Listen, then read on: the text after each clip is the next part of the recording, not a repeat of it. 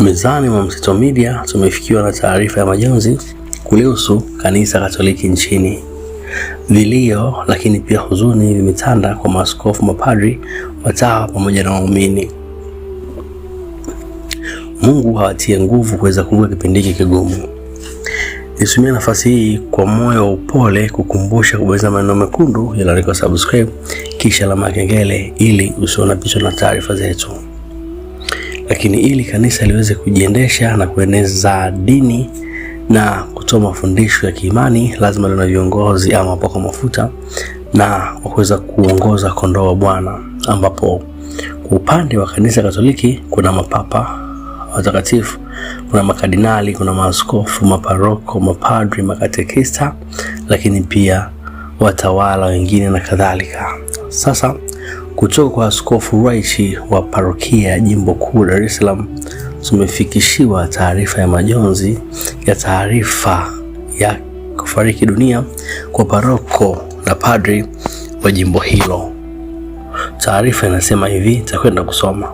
Mwashamu sana Jaji Thaddeus Ruwa'ichi, askofu mkuu wa Jimbo Kuu la Dar es Salaam, anasikitika kutangaza kwamba tarehe 30 mwezi wa kwanza 2026 saa 4:30 alfajiri, mpendwa wetu Padri Paul Nsekela Mbonje Sabuni, paroko wa parokia ya IPTL, ameitwa nyumbani kwa Baba wa milele akiwa katika matibabu katika hospitali Aga Khan jijini Dar es Salaam.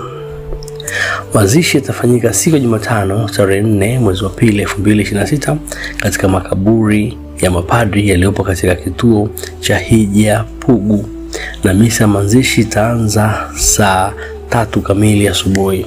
Habari zofikie maaskofu, mapadri, mashemasi, watawa, wanafamilia, waamini wote, walei wa Jimbo Kuu la Dar es Salaam, ndugu jamaa na marafiki na wote wenye mapenzi mema.